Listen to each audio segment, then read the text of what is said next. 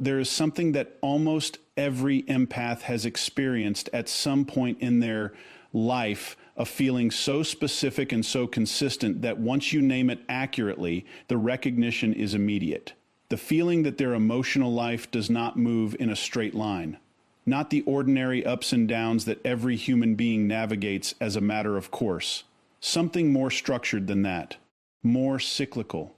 More like a progression that keeps returning to the same territory but arriving there differently each time with more scar tissue, more questions, and occasionally, if the conditions are right, more clarity. Like something is being worked through rather than simply endured. Like the difficulty is not random but directed. Like there is, underneath the chaos of what they are feeling, a shape to the whole thing that they have never quite been able to see from the inside.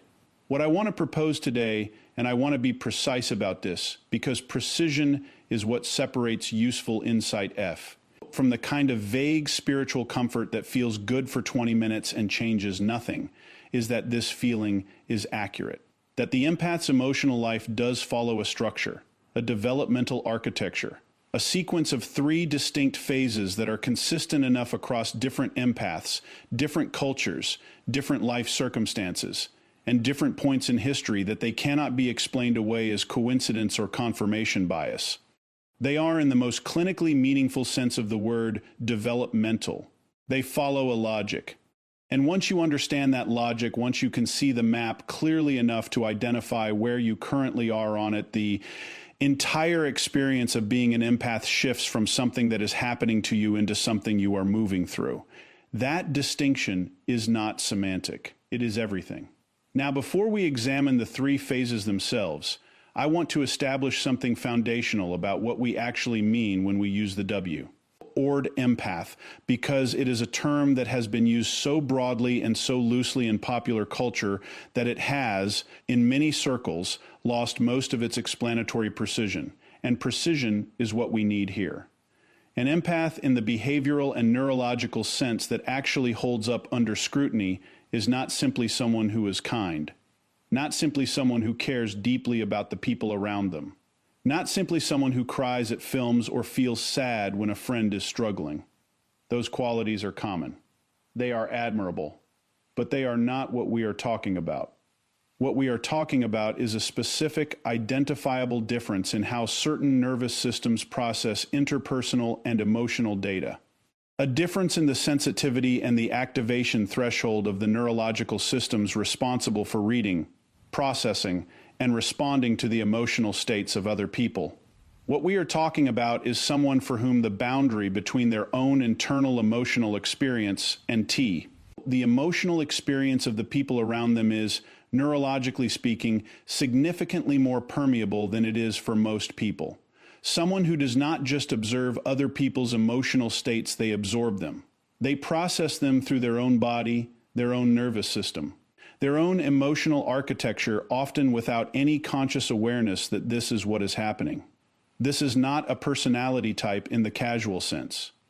This is a specific mode of experiencing the world that carries with it a set of gifts and a set of vulnerabilities that are 2 sides of the same neurological coin. And crucially, this is the point that almost nobody addresses. It is a mode of experiencing the world that evolves, that changes, that moves under the right conditions and through the right pressures, through a developmental sequence that transforms not the sensitivity itself, but the relationship the empath has with their own sensitivity. That developmental sequence is what the 3rd, E phases describe. And understanding where you are inside that sequence is not an academic exercise. It is the difference between being lost inside your own story and finally being able to read it.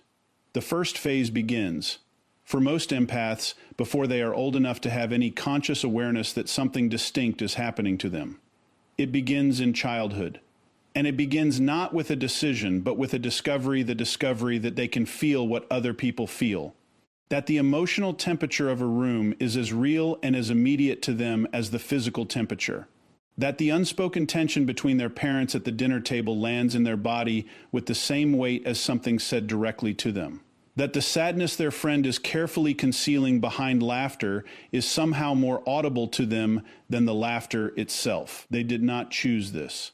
They did not develop it through practice or intention. They simply arrived in the world with a nervous system calibrated at a frequency that most people around them are not operating on, and they have been trying to make sense of that ever since. What defines phase one, what gives it its particular character and its particular cost, is not the sensitivity itself. It is the complete absence of any framework for understanding or managing it. The empath in phase one has no map. They have an experience vast, overwhelming, frequently beautiful, frequently exhausting, but no language for what that experience actually is or why it is happening. And in the absence of a map, the mind does what it always does when confronted with something it cannot explain. It reaches for the nearest available narrative. And for the empath in phase one, the nearest available narrative is almost always some version of the same story. This is who I am. This is what I am for. I feel things so that I can help people. My sensitivity is my purpose. And my purpose is to give. Now I want to be careful here because there is something genuinely true inside that narrative. The empath's sensitivity is real. Their capacity to hold space for other people's pain is real. Their ability to walk into a room and immediately locate whoever is struggling and offer them something presence, understanding. The particular quality of being truly heard is a genuine and remarkable human capacity that the world genuinely needs. But the narrative that phase one builds around that capacity is where the problem lives, because phase one does not just recognize the gift. It constructs an entire identity around the gift's continuous, unlimited, unconditional expression.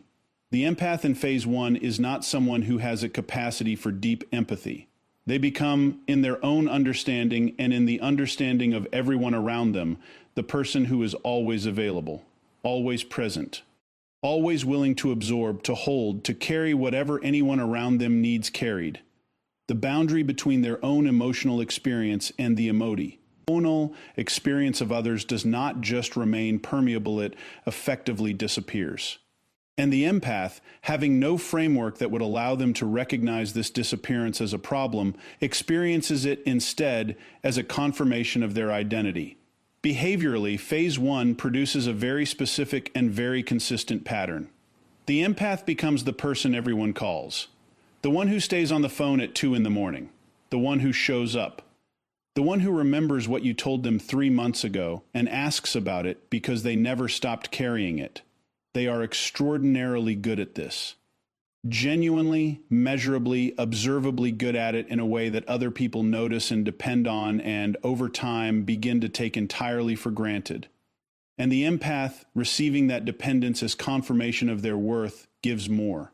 Here is what the behavioral science tells us about this pattern, and this is where the intellectual honesty of this conversation requires us to look at something portable.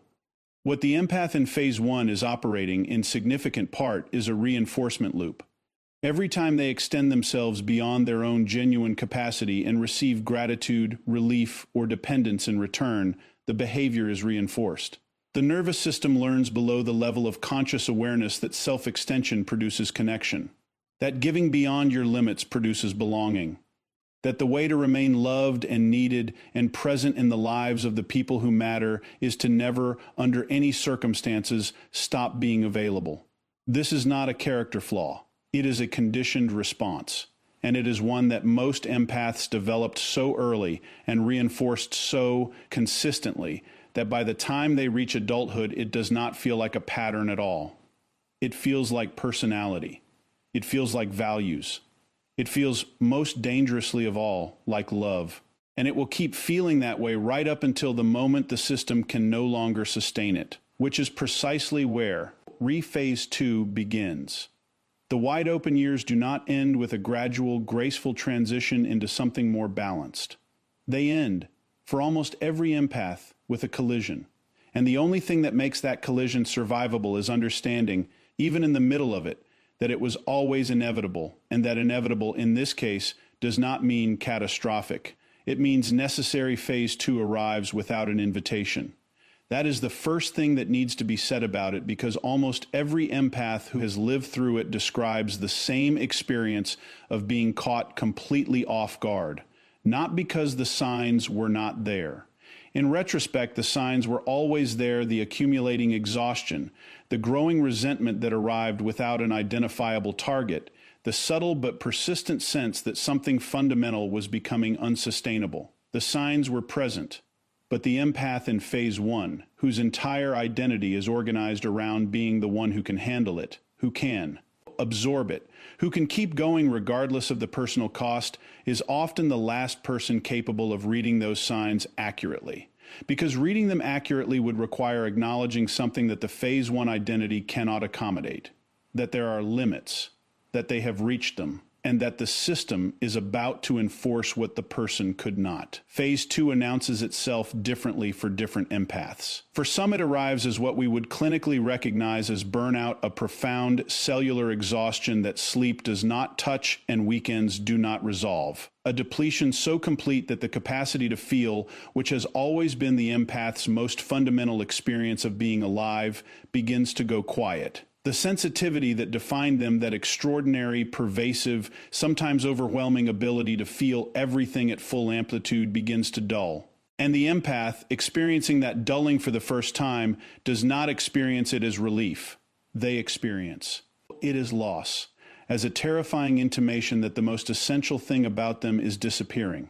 For others, phase 2 arrives through the body, through the autoimmune condition that emerges after years of chronic stress, through the anxiety that escalates from manageable background noise to something that begins structuring every decision, through the physical collapse that the nervous system eventually manufactures because it has exhausted every other available method of communicating what the conscious mind has consistently refused to hear. Bessel van der Kolk's foundational research on trauma and the body is unambiguous on this point: the nervous system has a threshold. And when that threshold is consistently exceeded over a long enough period of time, the body does not ask permission before responding. For others still, phase 2 arrives through relationships.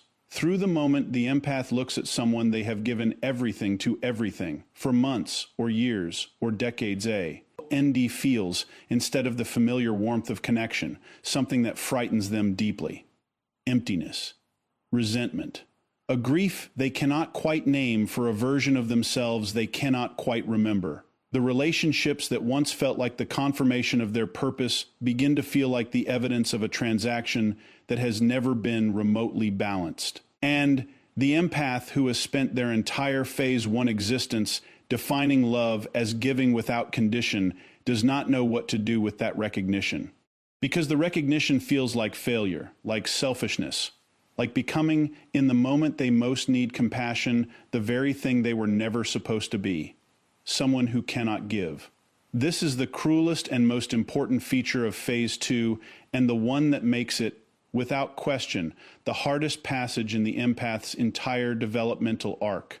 It does not just deplete the empath. It attacks the specific identity structure that the empath has spent their entire life instructing and depending on. It does not just take their energy, it takes their story. And for someone whose story has always been, I am the one who feels everything, who holds everything, who shows up for everyone, losing that story is not just disorienting, it is annihilating. There is a concept in developmental psychology called identity disruption, the experience of having the central narrative around which your sense of self is organized become suddenly, irrevocably unavailable. Researchers who study identity disruption consistently find that it produces a specific constellation of symptoms that map almost precisely onto what empaths describe experiencing in phase 2: confusion about values and purpose, a profound sense of unreality, grief without a clearly identifiable object, the particular disorientation of not knowing who you are when the role that defined you is no longer available to play. The empath in phase 2 is not just tired. They are lost in the most fundamental way, Human being can be lost not geographically, not circumstantially, but existentially. Lost inside the question of who they are when they are no longer the person they always thought they were. And here is what needs to be said about that lostness clearly, directly, and without the false comfort that would make it easier to hear, but less true. The lostness is not the problem. The lostness is the process. The identity that is collapsing in phase 2 was never the empath's truest self. It was the empath's survival strategy dressed, over years and decades of reinforcement, in the clothing of identity. And survival strategies, however necessary they once were, are not destinies. They are starting points. And phase 2 is the moment when the distance between the survival strategy and the actual self finally becomes too large to paper over with more giving, more absorbing, more endlessly available presence. Phase 2 is not the empath breaking down.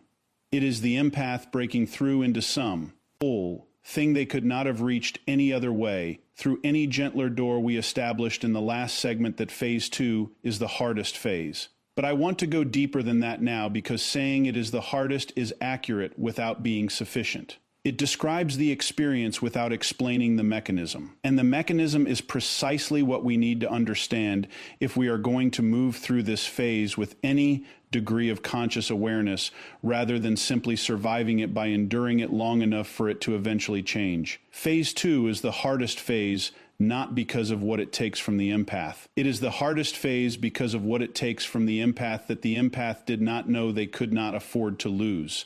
Let me be precise about what that means, because this is the distinction that separates a superficial understanding of the empath's dark night from the kind of understanding that actually changes how you relate to it, whether you are currently inside it, approaching it, or looking back on it from the other side. Every human being operates with what psychologists call a central organizing identity, a core narrative about who they are, what they are for, and what makes them valuable in the world. This narrative is not consciously constructed. It assembles itself gradually through the accumulation of experience, through the feedback we receive from the people around us, through the behaviors that get rewarded and the ones that get punished, through the slow and largely unconscious process of discovering what version of ourselves the world seems most willing to accept and value. For the empath, this central organizing identity almost always forms around a single, consistent axis. I am someone who feels deeply. I am someone who helps. I am someone who is there for other people in ways that other people are not. I am, in the most fundamental sense, someone who is needed. And that neededness, that particular experience of being indispensable, plea to the emotional lives of the people around them, is not just a role the empath plays. It becomes, over time and through consistent reinforcement, the answer to the most fundamental psychological question any human being carries, the question of whether they matter. Now, here is where the behavioral science becomes both precise and uncomfortable.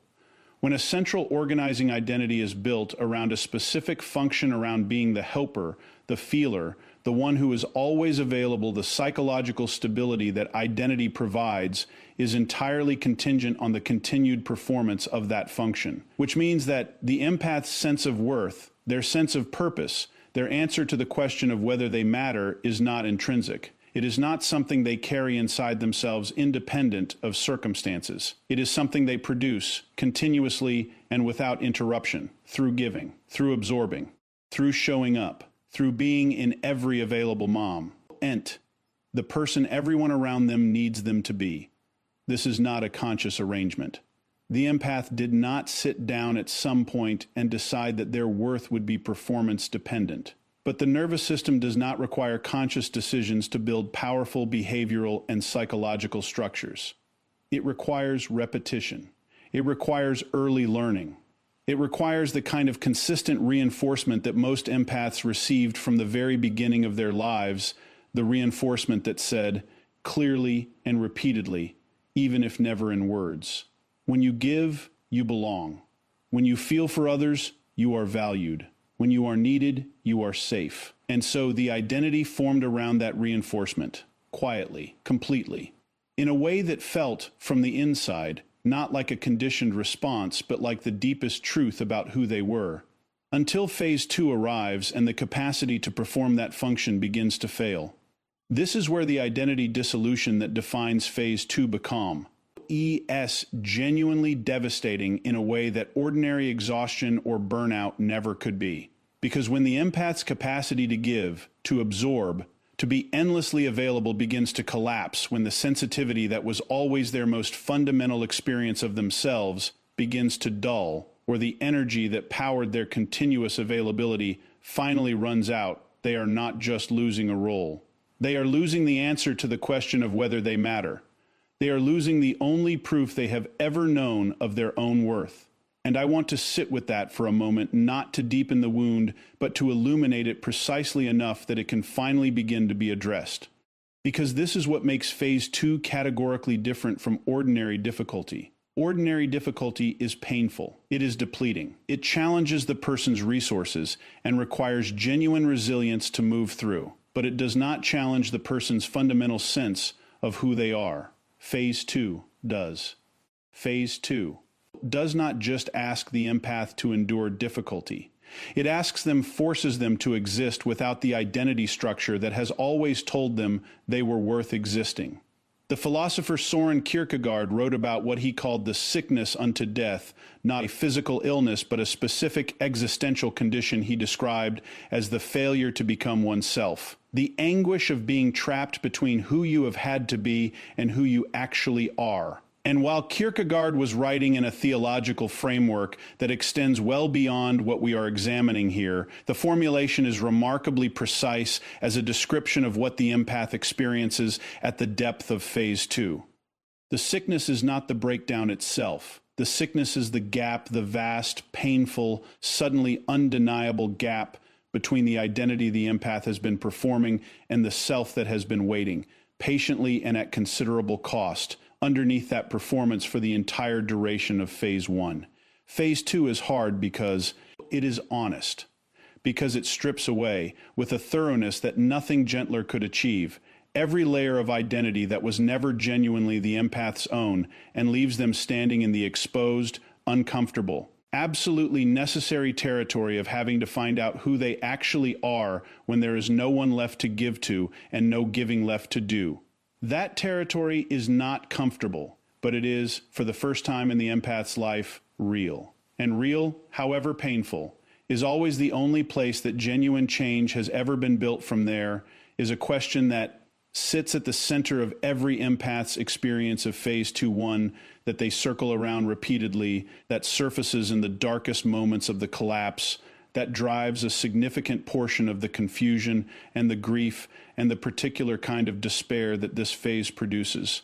Why is this happening to me? And I want to answer that question directly, not with the kind of reassurance that softens the edges of a difficult thing, both in order to make it more palatable, but with the kind of precision that actually changes how you see what you are going through. Because the answer to that question, the real answer, the psychologically and neurologically grounded answer, is not what most empaths expect to hear. And it is, once you genuinely receive it, one of the most liberating things you will ever understand about yourself. What is happening in phase 2 is not punishment. It is not evidence of failure. It is not the universe withdrawing the gift that made you who you are. What is happening in phase 2 is construction. Specifically, the construction of something that the wide-open, endlessly absorbing identity through giving architecture of phase 1 made structurally impossible to build while it was still standing. Let me make that concrete, because abstraction is easy and precision is what actually helps. In phase 1, the empath's sensitivity operates as an open system. Everything comes in.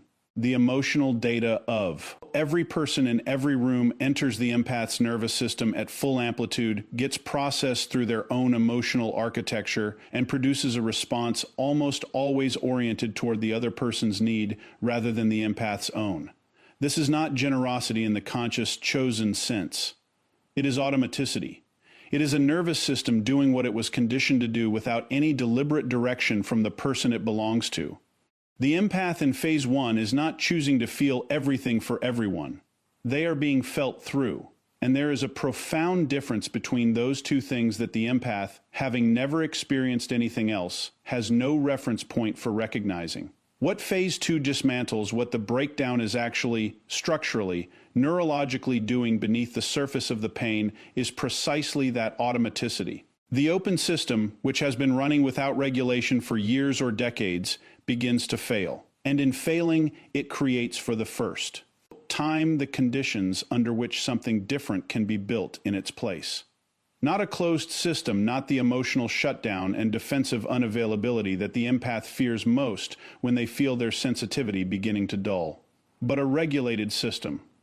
A system with what neuroscientists and trauma researchers increasingly describe as the capacity for selective permeability, the ability to feel deeply and deliberately, by conscious choice rather than compulsively and indiscriminately by default. This is the hidden gift inside phase 2. And I use the word hidden deliberately because from inside the collapse, it is almost entirely invisible. The empath who is living through the identity dissolution, the exhaustion, the grief of losing the story they always told about themselves does not experience this process as construction. They experience it as loss. They feel the sensitivity dulling and interpret it as permanent damage. They feel the inability to give and interpret it as selfishness. They feel the collapse of the phase 1 identity and interpret it as the end of everything that made them valuable. Every single one of those interpretations is understandable, and every single one of them is wrong. What is actually being lost in phase 2 is not the empath's sensitivity. Sensitivity is neurological. It is structural.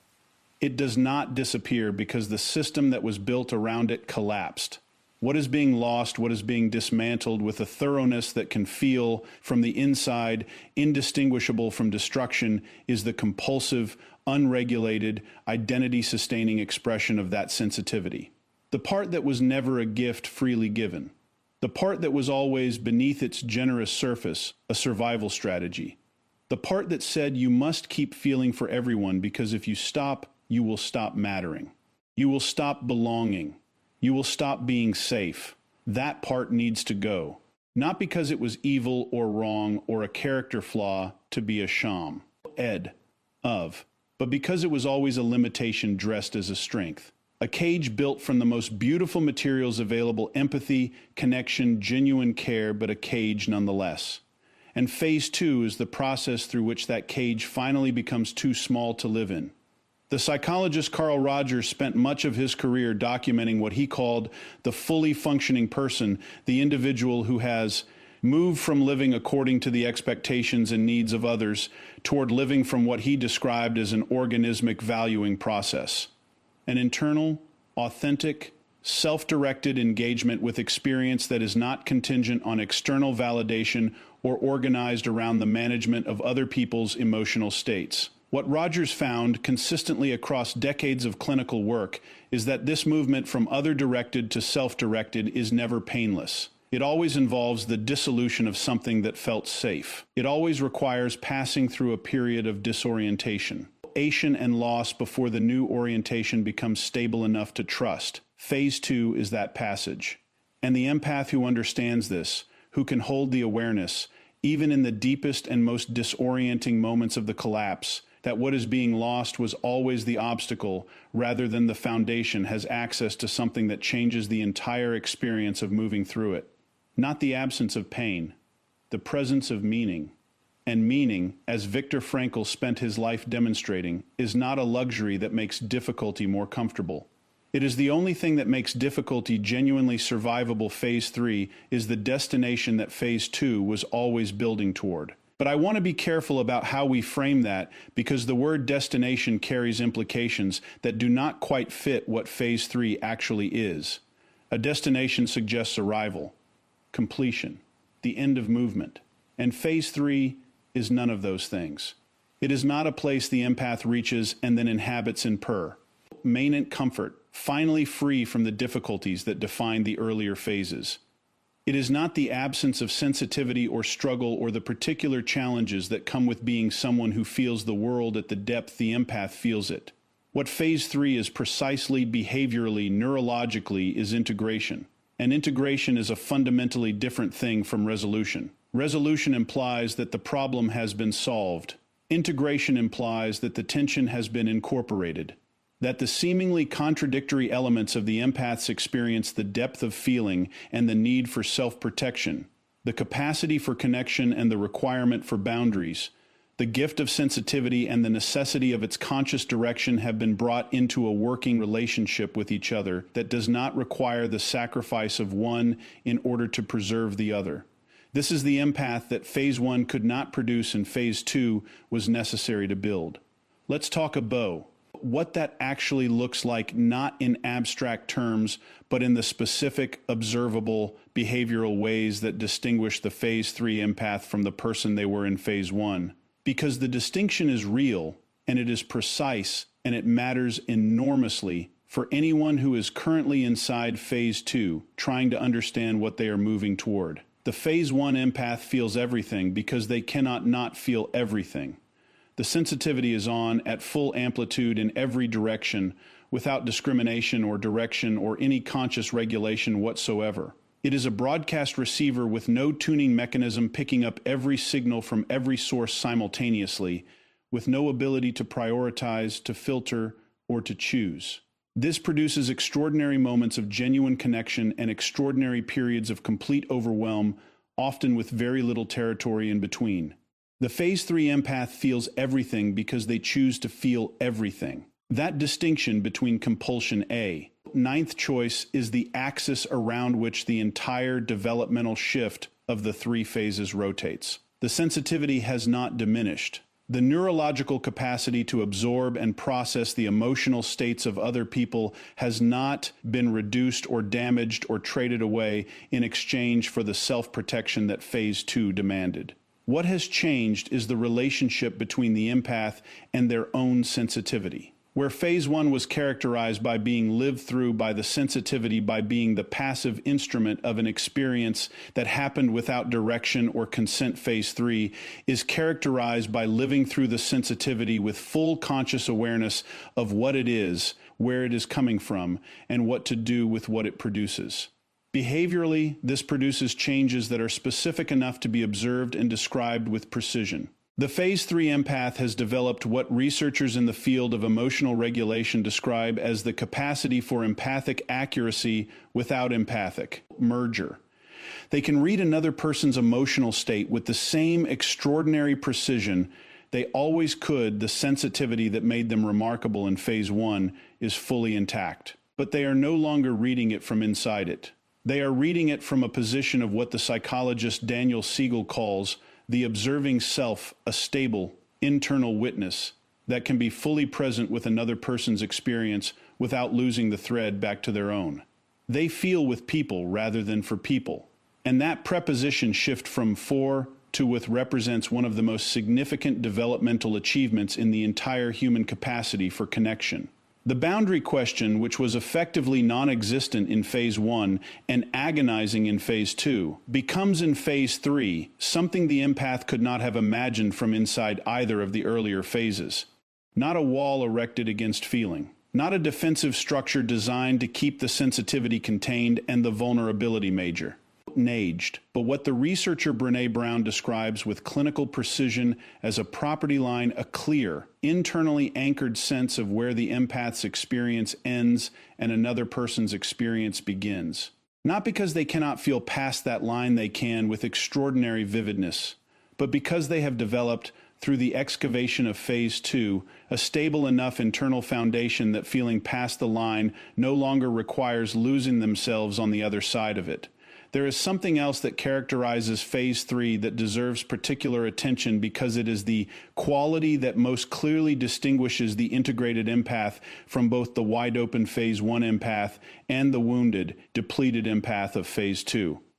And that is the quality of conscious direction. The phase 3 empath does not simply feel. They deploy. They bring their sensitivity to bear with intention in the relationships, the contexts, and the moments where it will produce the most genuine good, and they withdraw it without guilt and without apology from the relationships and contexts that have consistently demonstrated they will consume it without return. This is not coldness. It is not the abandonment of the generosity that made the empath who they are. It is generosity that has finally learned to include, without condition or apology, the empath themselves. And that inclusion, that simple, hard-won, phase 2 earned capacity to direct the gift rather than be consumed by it, changes not just how the empath experiences their own sensitivity. It changes what their sensitivity is actually capable of producing in the world. Because a gift given from fullness reaches further, lands deeper, and lasts longer than a gift given from depletion ever could. And the empath who has walked through all three phases knows this not as a concept. They know it as the most expensive and the most valuable thing they have ever learned. We have now mapped all three phases. We have examined what define them, what drives them, what they cost, and what they build.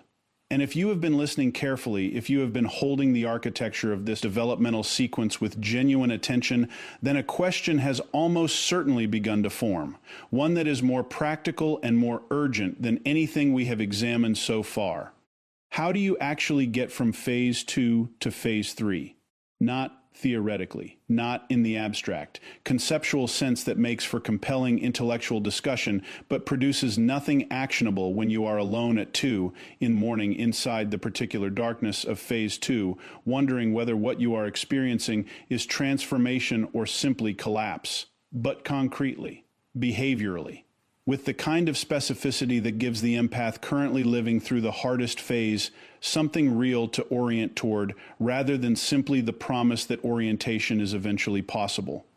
This is what we need to examine now, and the first thing that needs to be established, shed clearly, directly, and without the softening that would make it easier to receive but less useful to apply, is that the transition from phase 2 to phase 3 is not passive. This is perhaps the single most important thing to understand about this particular passage, because there is a seductive and deeply understandable version of this developmental narrative that frames phase 3 as something that simply arrives, that if the empath endures phase 2 long enough, if they survive the breakdown with sufficient resilience, the integration will eventually emerge on its own like a season changing. Like dawn following a long night without any action required from the person living through it. That framing is incomplete, and its incompleteness is dangerous because it encourages the empath to wait for phase 3 rather than actively participating in its construction. Phase 3 does not happen to the empath. It is built by them, and it is built through a specific sequence of internal shifts, are identifiable, learnable, and most importantly, actionable even from inside the disorientation of phase 2. The first shift is the most foundational and the most difficult. It is the shift from self-abandonment as love to self-responsibility as love. The empath in phase 1 has been operating under a deeply conditioned equation that giving yourself, all of yourself, without reservation and without remainder, is the highest expression of care. That prioritizing your own needs in any consistent way is a form of selfishness that contradicts the sensitivity that defines you. This equation is not just wrong. It is, from a behavioral standpoint, the precise mechanism that makes phase 2 inevitable. Because a system that gives without replenishment does not demonstrate generosity. It demonstrates an absence of self-governance. And self-governance, the capacity to regulate your own internal resources with the same care and attention you extend to everyone else's, is not the opposite of E. A-T-H-Y. It is its prerequisite. The neuroscience here is unambiguous in a way that cuts through the philosophical complexity with useful precision. The nervous system cannot regulate others from a state of dysregulation. The empath cannot offer genuine presence, the kind of deep, stabilizing, truly helpful presence that their sensitivity makes possible from a state of depletion. What they offer from depletion is not empathy. It is reactivity dressed as care. And the people receiving it, however much they may depend on it, are not receiving the empath's gift. They are receiving its shadow. The second shift is equally specific. It is the development of what researchers in attachment theory describe as a secure internal base, a stable, internally anchored sense of self that does not require continuous external validation through giving in order to remain intact. In phase 1, the empath's sense of worth is entirely externally located. It lives in other people's need for them. It is confirmed, earned by gratitude, by dependence, by the continuous evidence that